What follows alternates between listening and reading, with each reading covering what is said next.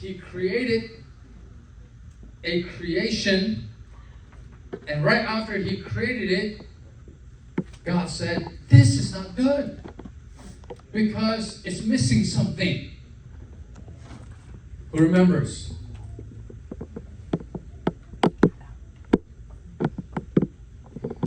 I think Robert knows what he's thinking.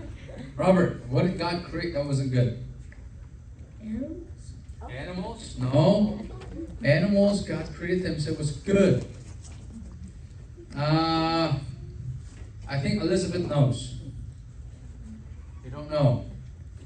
I think Jacob knows. He's whispering it to me.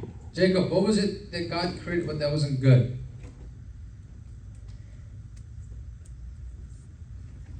William, do you know? Yes, you know? What is it? Alligator? An alligator. No, it wasn't an alligator. But he's not so close, but what he created does start with an A. It does start with an A.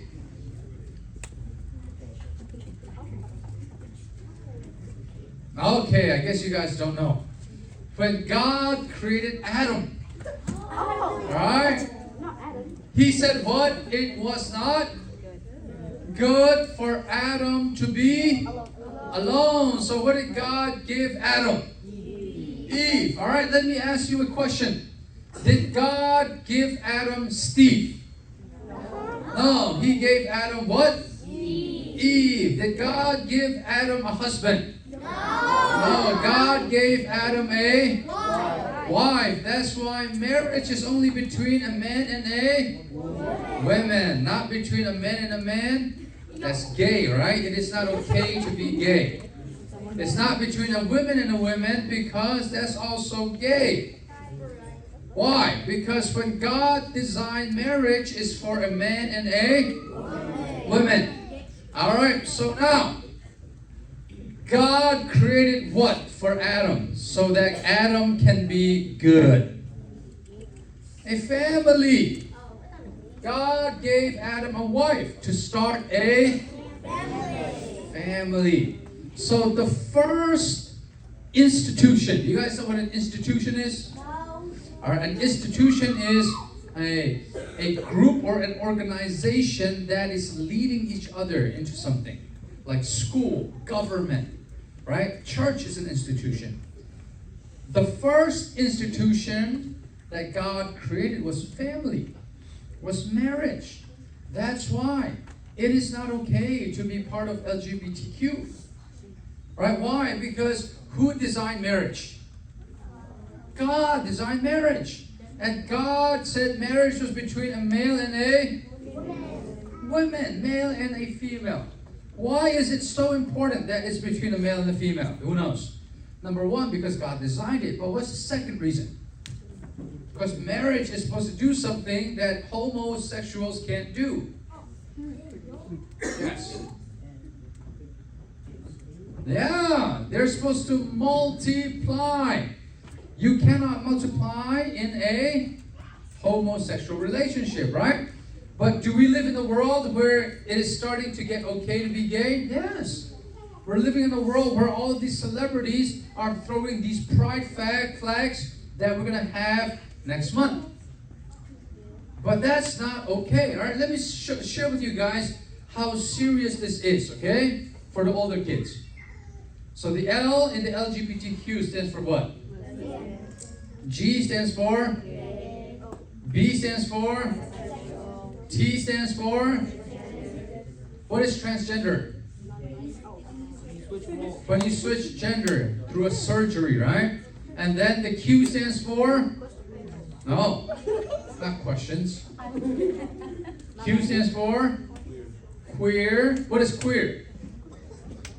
Guys that want to dress up like girls, right? And then it's not only Q, but it's also A. Asexual and intersexual. That basically means my sexuality, I can change from men to women. Or someone says, I can have any sexual fantasy, or I can have any sexual pleasing with anything that I see, all right? But then there's also a symbol after the LGBTQAI. What is it? Plus. You guys know why they said plus? Because they want more group to join in. And the next group that is about to join in is called MAP. Minor attracted people. It is nasty. It is filthy. It is disgusting. Minor attracted people just means pedophiles, right? Like a 50-year-old man in a relationship with an 8-year-old girl. It is nasty. So that is the reason why we are against it, because it's against the word of God, all right? God created who for Adam? Eve, not who for Adam? Steve. God did not create Steve, right? God created Eve for Adam, all right? And so now marriage is between a man and a woman. And then they're supposed to have kids. So family, according to the Bible, is, number one, a father or a... No, father or a husband. And then, next is what? Mother or a wife. And then, next are children. Son or daughter. There you go. They're all a part of children.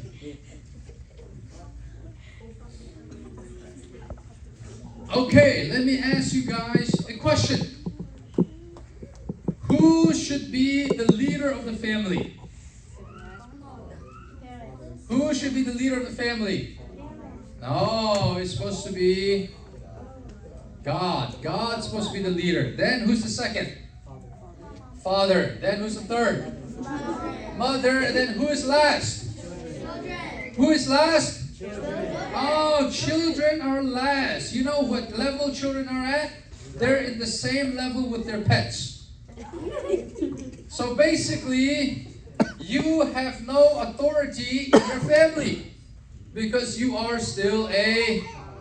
Alright, I think I've mentioned this before with you guys. Let's see if you guys remember. Or maybe I haven't. At what age are you no longer a child? Alright, let me ask the front row first. The front row. Alright, at what age are you no longer a child? 18. Incorrect. Alright, I think Jason knows. Jason, at what age are you no longer a child? 4? This guy. And you're so serious about that. Alright, what was your name again, buddy?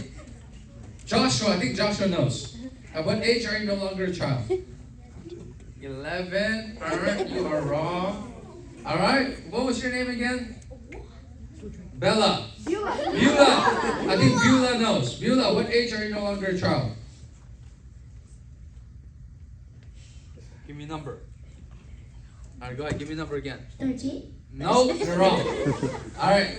Yes. When you get married. Very good. Repeat after me. I'm still a child. I'm still a child. Until I get married. Alright, write that down. Write that down. Write down, I'm a child until I get married. But the world is telling us what? The world is telling us you are an adult when you turn 18. That's wrong. Repeat after me. If you are a child of God, you cannot say, this is my right, and do anything you want. Alright, you know what I have often seen? No, don't repeat that anymore. What I have often seen with the youths is when they turn 18, they believe in the world system where they go, Mom, I can do whatever I want. So they would get a tattoo that the mom forbids. They would sneak out and come home very late where the dad forbids. And that's not the Bible. The Bible says what? When you believe in God, you have submitted all of your rights to who? To God. So basically, you have no right. You cannot do anything that you want. You should be doing things that pleases the Lord God. And what pleases God as children, all right, is to cherish your family. Raise your hand if you have ever prayed to God and said, God, thank you for my family. Raise your hand, let me see. All right. You should be doing that once. You should be doing that every day, right? Every day you say, God, thank you so much for my family. All right. So let's look at the job of the three people in the family. Okay, the father's job or parents' job. Parents' job is to, number one, love each other. Raise your hand if you've ever heard your dad tell your mom, I love you. Very good. All right, I want to ask some of you guys. Jacob, where are you going? This guy. Sit down. No bathroom here, okay? I'll give you guys a break later. Jacob, how does your dad call your mom? Your dad, how does he call your mom? You know? No?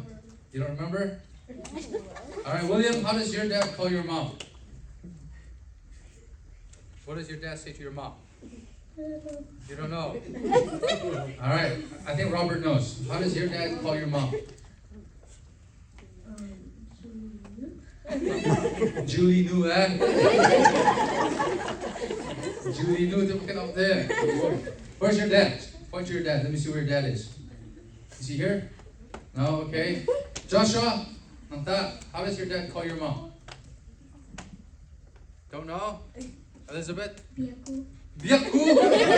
Amin, makinauti. Biyaku? Okay, what about Ruth? Ruth, how does your dad call your mom? Ruth knew. All right. I don't know about Matupi or Zotum, but Haka. Raise your hand if your dad calls your mom Kadot. Okay, only one.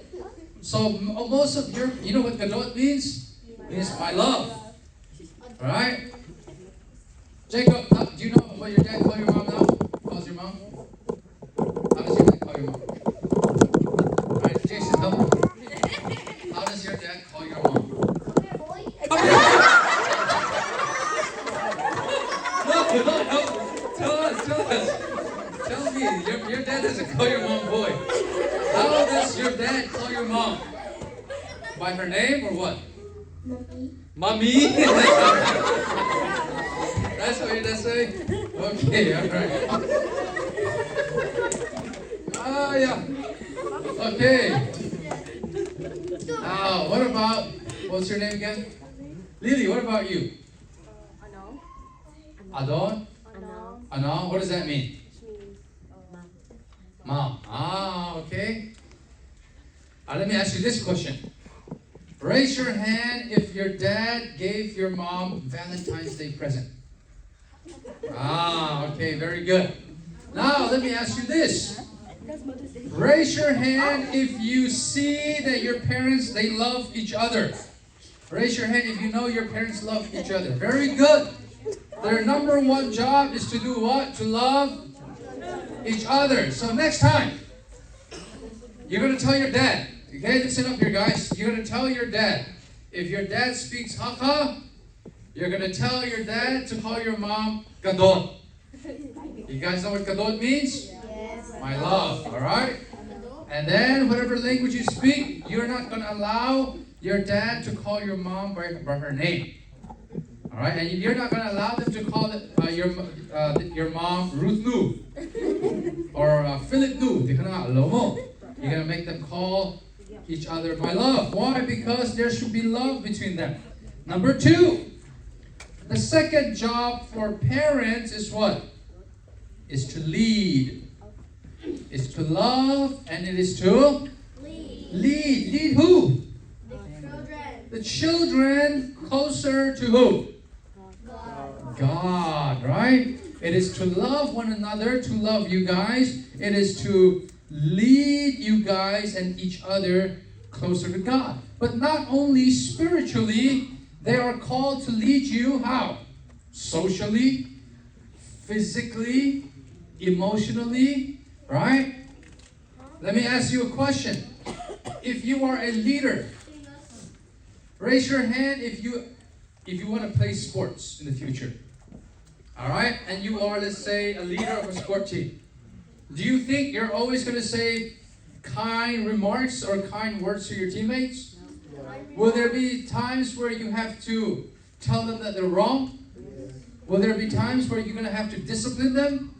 Yes, if they mess up, right? So that the team can do what? Get better. Same thing. When your parents are leading you, it's not only leading you in a nice and kind way, but sometimes they must give you punishment so that you can learn from your mistakes. You guys got that? All right. Number 3. All right. Number 3. Parents' job is to love one another, to lead you, and also to live. To live. To live a life that is exemplary. Meaning your parents are supposed to show you, not just tell you how to get closer to who? Get closer to God. It is your parents' job to show you how to survive and how to succeed in this world. So, those are the 3 main jobs for parents. To love you, to lead you, and to live a godly life for you. That's not my main point for tonight. My main point is for you children. Okay? There is 3 responsibilities for children. How many? 3. Number 1. The first responsibility for children is to honor their parents. It is to honor their parents. Give me another word for honor. Obey. Yes. No, it's not obey. It's different. Yes. No. Yes. Respect, right? We have to respect them. Honoring them is respecting them.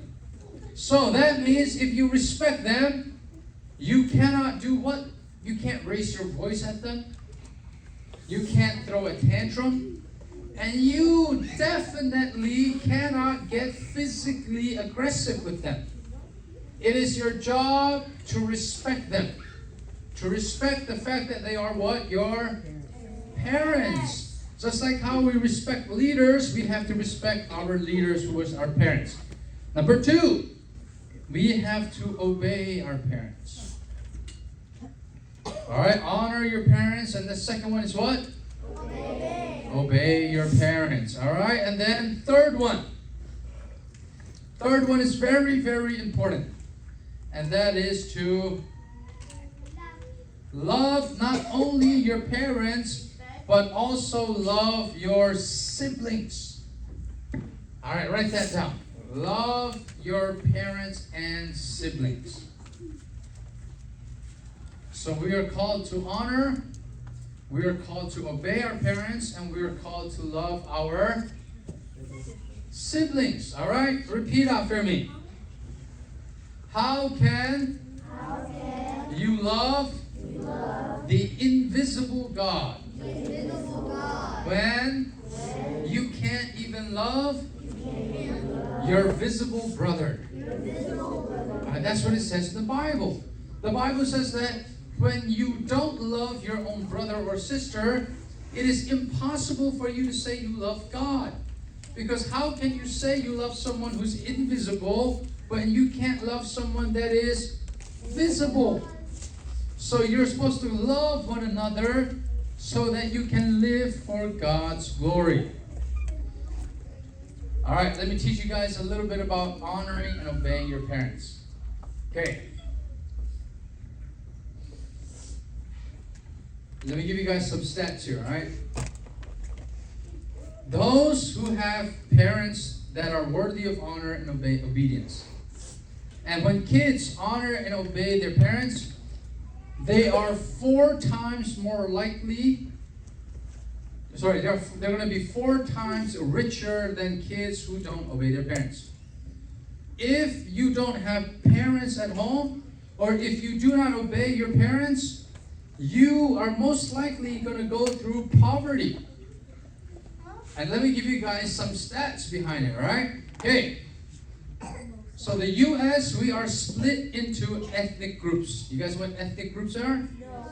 No. These are ethnic groups. You guys know the U.S. is the most diverse country in the world, right? Yeah. We got everyone from everywhere. So, ethnic group is like, for example, us, we are Chin Americans. That's our ethnicity. Another group is like Indian Americans. Another group, African Americans. Another group, white Americans, Caucasian Americans, European Americans, Russian Americans, Japanese Americans, Korean Americans, so forth. Do you guys know the richest ethnic group in the U.S.? What is the richest ethnic group in the U.S.? Take a guess. Yeah? Arabians? No.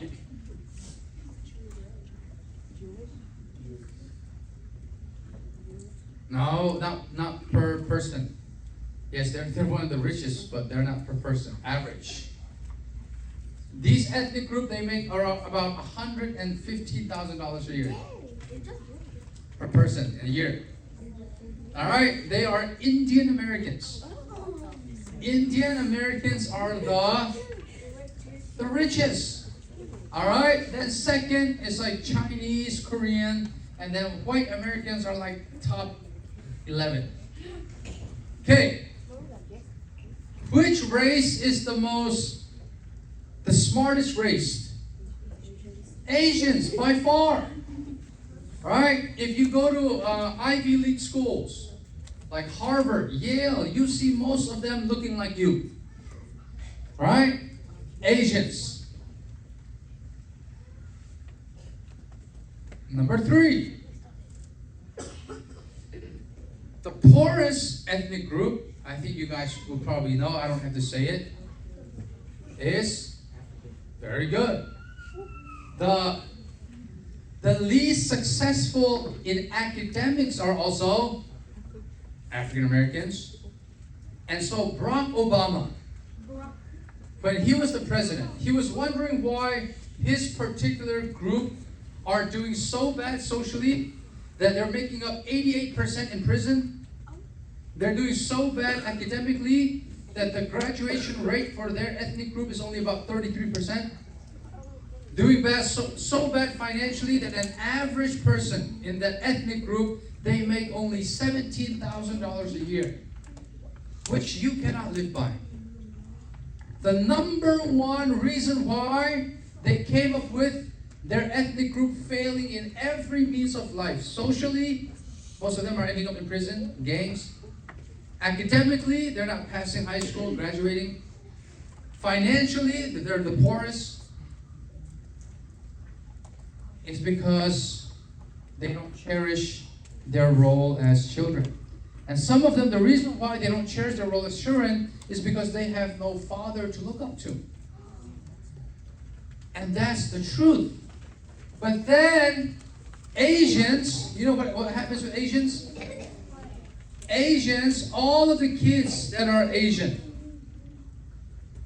we are known for respecting our parents. All right, raise your hand if you have an Indian friend.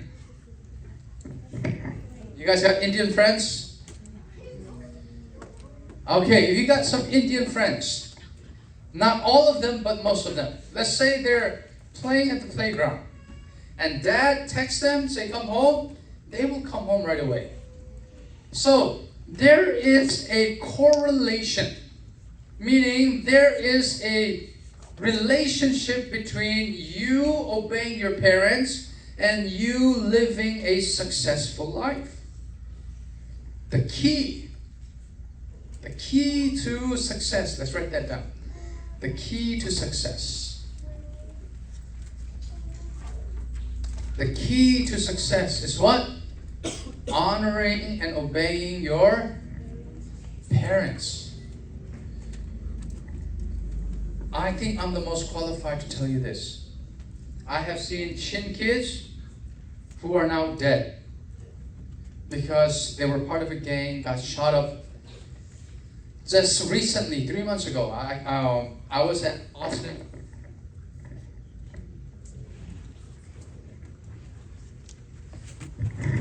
Hello? Okay. It's about 3 or 4 months ago, I was in Austin, Texas. And I was meeting up with this one kid where the police were looking for him. They had a search warrant for his arrest. Why? Because he was part of a murder. Because his gang and another gang, they got in a fight and they shot their guns at one another and one person died. Fortunately, it wasn't him shooting, but he was part of that gang. And one thing I would see in his life that the mom would tell me is because he wasn't a good child. Always disobeying.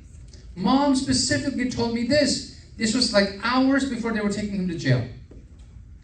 Mom specifically told me, Sailo, I would always tell my son, stop hanging out with them.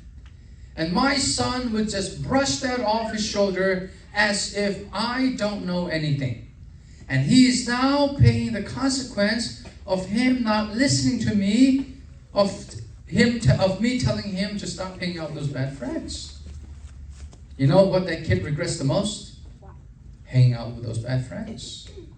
But by the grace of God, he came to one of my preaching and he changed his life. He gave his life to God. And although he's in prison now, he said when he gets out, he's going to become a pastor. I'll pray for him for that. However, what I am seeing is people in prison, people who are not succeeding, people who can't even graduate high school. Do you guys know that it is more difficult to not graduate high school than to graduate high school? The easiest accomplishment you will ever accomplish in life is graduating high school. Just show up, do your work, automatically going to get C's. And the key factor in those who don't succeed is how they treat their parents. They're not listening to them. They are dishonoring, disobeying their parents. And then on the other side, I have many youths, I know many youths who are now lawyers, who are pastors, doctors, engineers. And one thing I see in common between those youth is how they honor and how they obey their parents. So now, show of hands. Raise your hand if you want to be successful. Oh, you better honor and obey your parents. There is only one time where you get to not obey your parents, and that's when. When can you not obey your parents? When they tell you to do something bad. For example, if your parents tell you to lie, you say, no, Dad, I cannot lie because before I am your child, I am a child of God first. Or if one of your parents, they do kaini. You guys know what kaini is? Kaini is a tobacco that they put in front of their lips like this. If any of your parents do kaini and they say, Kafa, go get my kaini for me, you say, no, Mom, I can't because this is a sin. It is against the word of God, right? So now, you honor and you obey. I'm going to give you guys 5 ways to do that. All right, let's write that down. Write down number 1. Number 1. One way, the first way to honor your parents. First way to honor your parents is to love them. All right, write that down. Love them. You must first do what? You got to love them. You must be loving your parents. Let me ask you a question. Love. Is it a noun, an adjective, or is it a verb?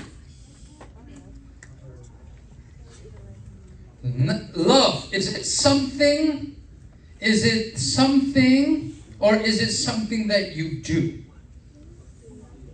Something that you do. So it is a verb.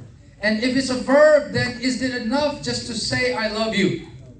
No, you must also Show how much you love them by the next one. Let's write down the next one.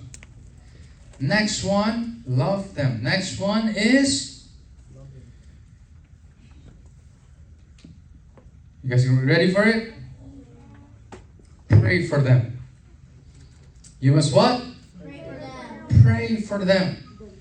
Every time they go to work, you must pray for them. Pray for them. Number 3, you must forgive them.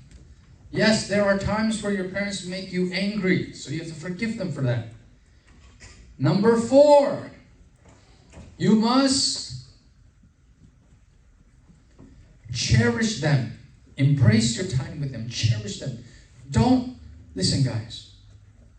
When your parents want to spend time with you, and they tell you, Kafa, come to the living room near me. But no, you lock yourself in your room. That's going to be something you regret the most. If you don't believe me, I can show you guys a video, but I don't think we have enough time. So, my wife and I, we went to a church called Farm Chin Baptist Church. It was a church that was created by farmers, right? You guys know the chicken farms that a lot of Laimi people have, Chin people have. So there's this one girl where she was sharing a testimony on the pulpit. And she was looking up in the heavens and she was saying, Dad, forgive me because Dad died 2 years ago. And she said, Dad, forgive me because I never picked up your phone when you were alive and you called me. I never wanted to spend my time with you, and that's what I regret the most. You know that saying, you don't know what you have until it's gone? It's really true. When will your time of this father, mother, children relationship be over?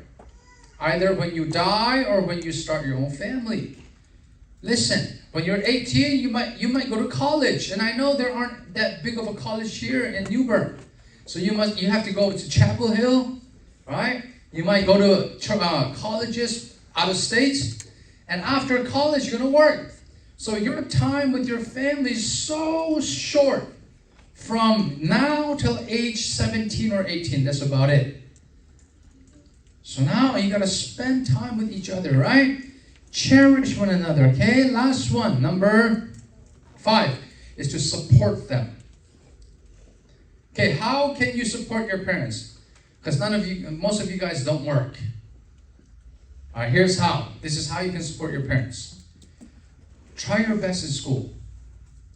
All right, try your best in school so you're going to have a bright future. And when you do have a bright future and you get paid very good, you're going to take care of your family, right? You're going to take care of your mom and your dad. Another way to support them is this. When your mom and dad come home from a long, tired day of work, give them a massage. All right? Go take their shoes off their feet. Put it in the closet for them. Take their jacket off, hang it for them. All right? Do things like chores to help out. That's how you can support them. Raise your hand if you wash the dishes at home. Very good. Raise your hand if you've ever given your parents a massage because they're so tired. Okay, very good. Keep doing that, all right? Next one is this. You have to love each other.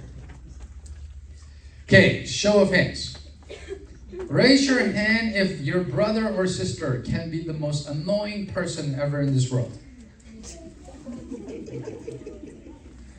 Okay, put your hands down. Listen.